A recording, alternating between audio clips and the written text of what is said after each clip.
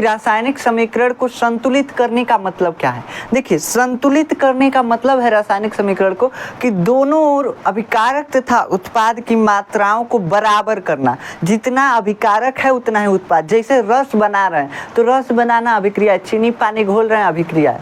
तो मान लीजिए 1 किलो चीनी ले लिए, 1 किलो पानी ले लिए, घोलेंगे तो कितना रस बनेगा?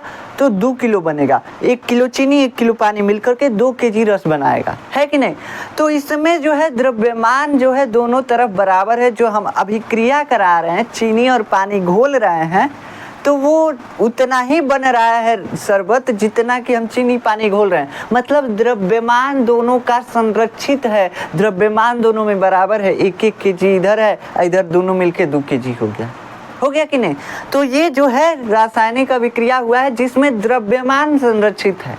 अब हम क्या किए थे?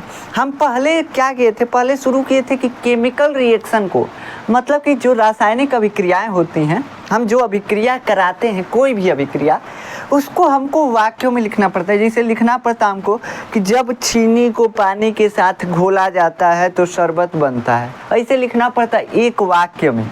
तो हम क्या किए, अपने आसानी के लिए, हमको लिखना आसान रहे, अभिक्रिया करा रहे हैं 10 गो, पता चला 10 गो पेज भर गया, तो ज़्यादा सूटेबल नहीं ना रहेगा, हम लिख नहीं पाएंगे। हम तो अपने आलसी हैं।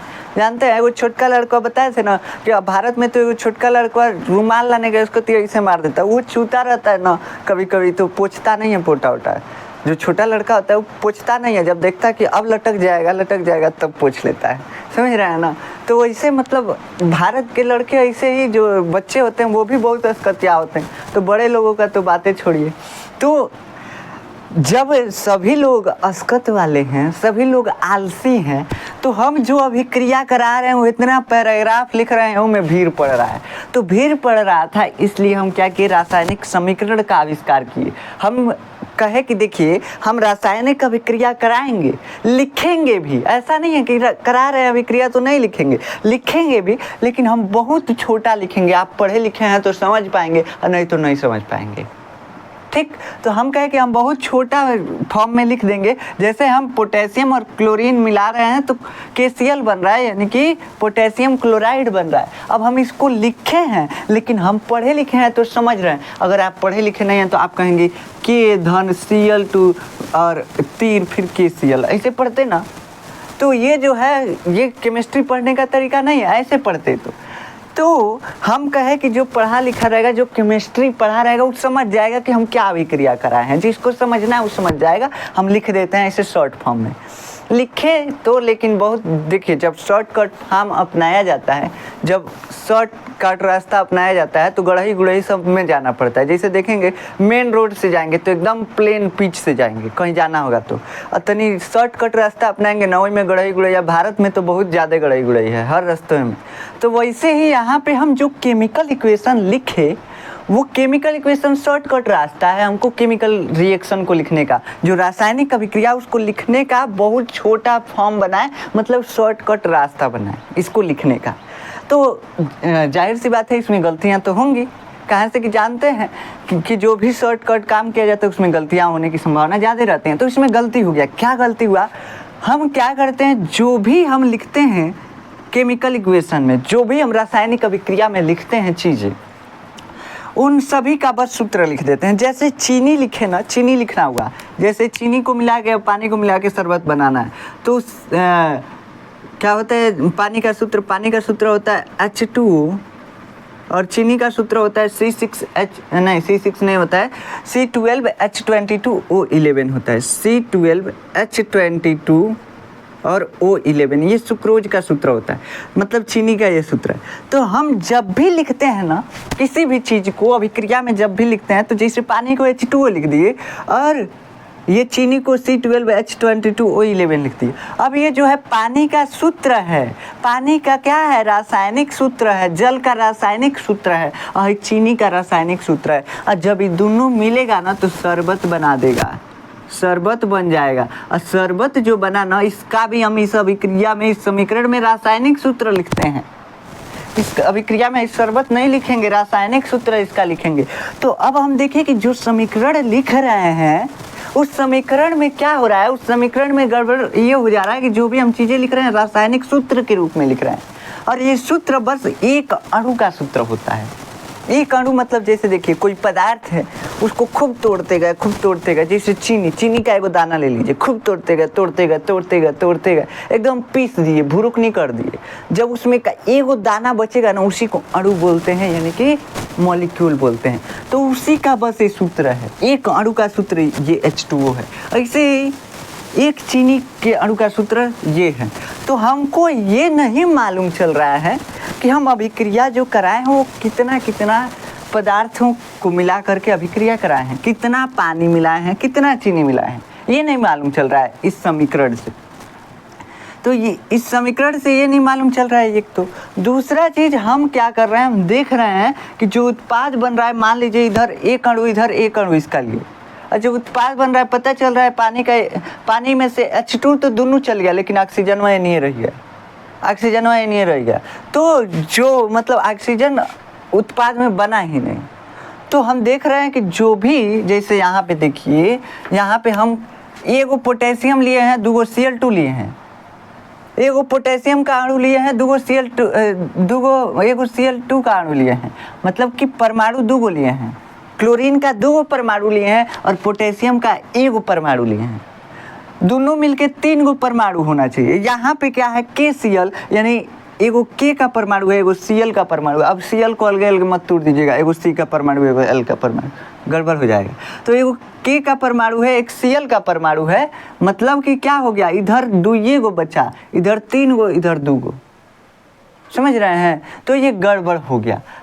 तो अब इसको क्या करेंगे, अब इसको बैलेंस करेंगे। कहाँ से कि गड़बड़ है। देखिए इधर परमाणु 2 है, इधर परमाणु 1 है, किसका, Cl का। तो अब ये कम ज़्यादा है, दोनों तरफ बराबर होना चाहिए। कोई भी चीज़ जितना लेंगे उतना ही प्रोडक्ट में मिलेगा। जैसे चीनी 1 kg ले रहे थे, तो शरबत में 1 kg चीनी का योगदान था। 1 kg पानी और 1 kg चीनी मिलकर के 2 kg बन रहा था। तो वैसे यहाँ पे Cl2 लिए हैं, क्लोरीन लिए हैं, तो यह Cl2 इधर मिलना चाहिए था, मतलब Cl का 2 परमाणु इधर प्रोडक्ट में मिलना चाहिए था, लेकिन मिला कितना, 1। तो इसका मतलब ये इक्वेशन बैलेंस नहीं है, ये जो समीकरण है ये बैलेंस नहीं है। और बैलेंस नहीं होने का मतलब क्या है कि ये जो अभिक्रिया लिखी हुई है ये गलत अभिक्रिया है। अनबैलेंस केमिकल इक्वेशन का यही अर्थ होता है कि जो इक्वेशन लिखा हुआ है वो गलत है। गलत का मतलब कि वो द्रव्यमान संरक्षण का नियम का पालन नहीं कर रहा है। और ऐसा कोई भी अभिक्रिया नहीं है इस ब्रह्मांड में जो द्रव्यमान संरक्षण के नियम का पालन नहीं करता हो। तो ये अभिक्रिया होता तो है, लेकिन द्रव्यमान संरक्षण का नियम का पालन करते हुए होता है। लेकिन यहाँ पे इस इक्वेशन में हमको दिख रहा है कि द्रव्यमान संरक्षित नहीं है, इसलिए ये इक्वेशन गलत है। तो अब हम इसको सही करेंगे, और वही सही करने की प्रक्रिया को हम बोलते हैं कि इस इक्वेशन को हम बैलेंस कर रहे हैं, यानी कि हम संतुलित कर रहे हैं इसको। ठीक, तो इसको हम पिछले लेक्चर में आपको पढ़ा चुके हैं। चलिए अब हम ये होमवर्क दिए थे, 4 क्वेश्चन जो था इसमें होमवर्क दिए थे। अब इसको बैलेंस करना था। बैलेंस कैसे करते हैं, तो अनुमान लगा करके हम बैलेंस करते हैं। ये हम आपको बताए थे कि अनुमान लगाया जाता है कैसे परमाणु को हम बैलेंस कर सके। जैसे इधर 2 परमाणु है, इधर क्या करें कि इधर Cl का भी 2 परमाणु है, तो हम बताए थे कि गुणा कर करके लाया जाता है। जैसे देखिए इधर Cl का 1 परमाणु है, 1 में 2 से गुणा होगा तो 2 हो जाएगा, मतलब 2 हो जाएगा, तो Cl का 2 परमाणु होगा। लेकिन 2 से गुणा किए KCl में किससे गुणा किए, 2 से, तो K के आगे भी 1 है कुछ नहीं है, तो Cl के आगे भी 1 है कुछ नहीं है, तो मतलब K का भी 2 परमाणु हो गया और Cl का भी 2 परमाणु हो गया। तो Cl का तो 2 परमाणु सही है, इधर Cl का 2 परमाणु है, लेकिन इधर K का हम कितना परमाणु लिए हैं, 1 लिए हैं, इधर प्रोडक्ट में कितना बन गया, 2। तो इसका मतलब अब K को बैलेंस करना पड़ेगा। K जो है पोटेशियम को बैलेंस करना पड़ेगा। ये जो अभिकारक में है कम है और उत्पाद में हमको ज़्यादा मिला है, ऐसा कुछ तो होगा नहीं। मान लीजिए 1 किलो चीनी मिला रहे हैं 1 किलो पानी, तो ऐसा तो नहीं होगा कि 3 kg रस प्राप्त होगा, ऐसा नहीं होगा ना। तो ऐसे यहाँ पे K जो है इधर 1 है और इधर 2 हो गया। जब हम बैलेंस करने की कोशिश कर रहे हैं, क्लोरीन को 2 से गुणा करके इधर प्रोडक्ट में क्लोरीन को बैलेंस कर दिए, क्लोरीन बैलेंस हो गया। 2 क्लोरीन इधर है, 2 से गुणा करके देखेंगे तो क्लोरीन भी 2 इधर है।